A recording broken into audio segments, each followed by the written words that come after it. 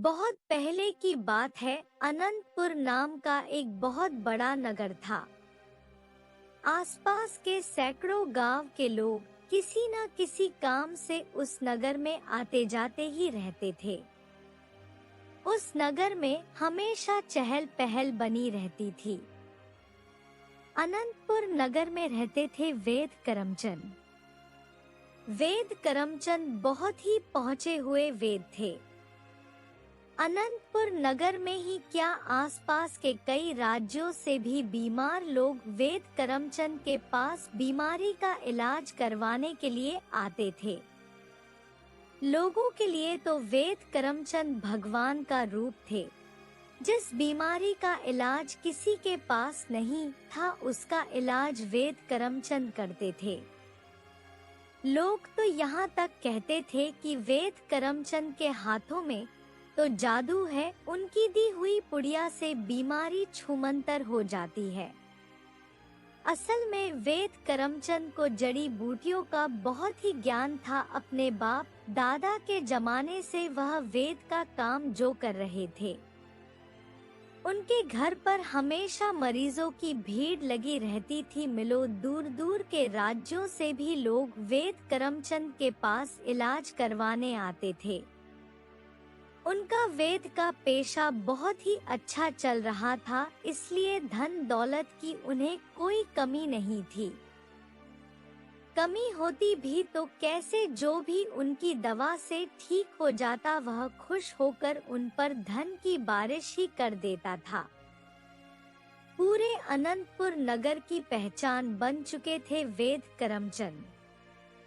एक बार वेद जी को अपने एक रिश्तेदार के घर शादी का न्योता आया। उन्हें शादी के समारोह में एक दूसरे राज्य में जाना था। रास्ता बहुत ही लंबा होने वाला था। उन्होंने नगर के सबसे तेज दौड़ने वाली घोड़ा गाड़ी बुलाई और गाड़ी हाँकने वाले के साथ बैठकर अपने सफर के लिए निकल पड़े। वेद जी को मालूम था कि सफर बहुत ही लंबा होने वाला है और शादी वाली जगह तक पहुंचने में पूरा दिन भी लग जाएगा।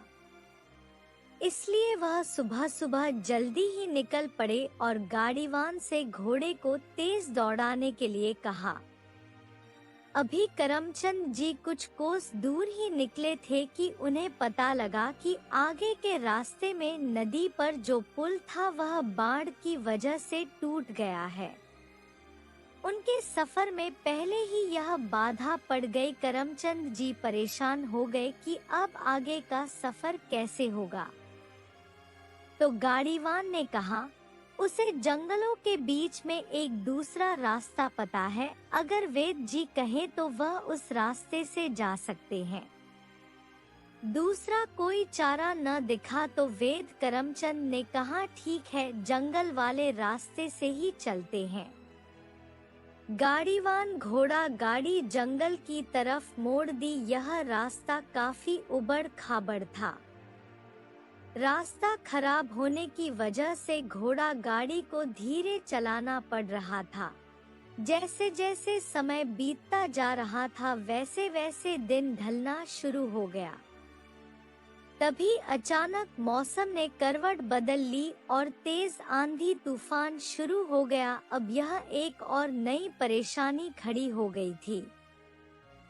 ऐसी हालत में सफर जारी रखना बहुत ही खतरनाक हो सकता था। तो वेद करमचंद जी ने गाड़ीवान को कहा कि घोड़ा गाड़ी को किसी सुरक्षित जगह पर रोक दो। गाड़ीवान ने एक पेड़ की ओट में घोड़ा गाड़ी को रोक दिया। लेकिन इस तूफान में वह अब रास्ता भटक चुके थे। जब तूफान थामा तो वापस अपने सफर पर निकलना चाहते थे, लेकिन रास्ता भटकने की वजह से कुछ समझ में ही नहीं आ रहा था। घूमते घूमते वेद जी की नजर एक झोपड़ी पर पड़ी। झोपड़ी की हालत काफी खराब लग रही थी। ऐसा लग रहा था मानो कई सालों से इसकी मरम्मत नहीं की गई है। खैर वेद करमचंद ने सोचा कि जो भी इस झोपड़ी में रहता होगा वह हमें आगे का रास्ता तो बता ही देगा। उन्होंने झोपड़ी का दरवाजा खटखटाया। अंदर से एक कांपती हुई आवाज आई। कौन है? वेद जी ने कहा, राहगीर हूँ, रास्ता भटक गया हूँ। तभी दरवाजा खुला तो झुकी हुई कमर और चेहरे पर अनगिनत झुर्रियां और सफेद बालों वाली एक बुढ़िया सामने खड़ी थी। वेद जी ने कहा, अम्मा हम रास्ता भटक गए हैं, दूसरे राज्य जाना है, क्या आप हमें रास्ता बता देगी?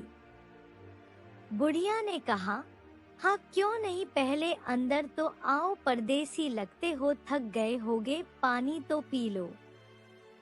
बुढ़िया ने उन्हें अंदर बिठाया और लोटे में पानी के साथ थोड़ा गुड़ भी लेकर आई।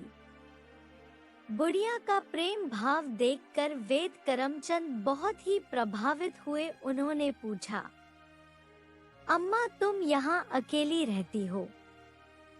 बुढ़िया ने कहा, नहीं बेटा, मेरा एक पोता भी रहता है मेरे साथ। बुढ़िया ने खटिया की तरफ इशारा करते हुए कहा। खटिया पर एक 12-13 साल का बच्चा सो रहा था। बुढ़िया ने कहा, इसके माता पिता बचपन में ही गुजर गए थे जब यह बहुत छोटा था। तब से मैं ही इसकी देखभाल कर रही हूँ। और देखो इसने भी खटिया पकड़ ली है, अब हो सकता है कुछ दिनों में यह भी मुझे छोड़कर चला जाए। यह बोलते बोलते बुढ़िया अम्मा का गला भारी होने लगा। वेद करमचंद को यह जानकर बहुत ही दुख हुआ। उन्होंने कहा, क्या हुआ अम्मा तुम्हारे पोते को? बुढ़िया ने कहा, पता नहीं बेटा, कौन सी ला इलाज बीमारी लग गई है इसे। बहुत से वेद और हकीम को दिखाया लेकिन सबने हाथ खड़े कर दिए।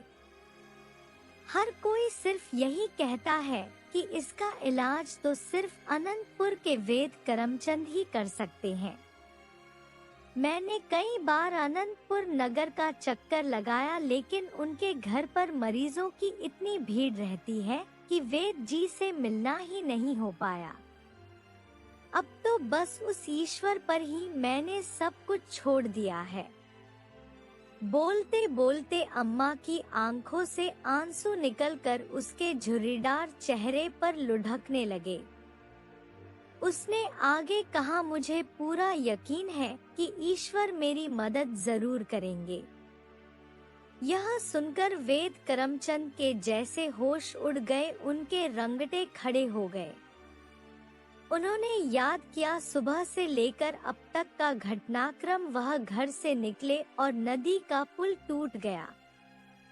उनका रास्ता बदलना और फिर तूफान में गिरकर इस बूढ़ी अम्मा के घर पहुंच जाना।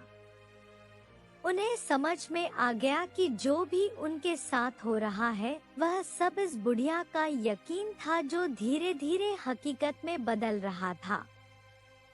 वेद जी की आंखें आश्चर्य से फैल गई। उन्होंने नम आवाज में बुढ़िया से कहा, अम्मा मैं ही हूँ वेद करमचंद, और मुझे ही भेजा है तुम्हारे ईश्वर ने।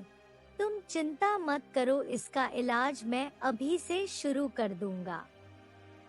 और उन्होंने गाड़ीवान से कहा कि सुबह की पहली किरण के साथ ही इस बच्चे को लेकर अनंतपुर वापस चलेंगे। गाड़ीवान ने कहा, हजूर वह शादी समारोह का क्या होगा? तो वेद जी ने कहा कि किसी की जिंदगी से ज्यादा जरूरी शादी नहीं है। अगली ही सुबह उस बच्चे को लेकर अनंतपुर पहुंच गए और वहां पर उन्होंने अपनी जड़ी बूटियों और दवाइयों से उस बच्चे का इलाज शुरू कर दिया।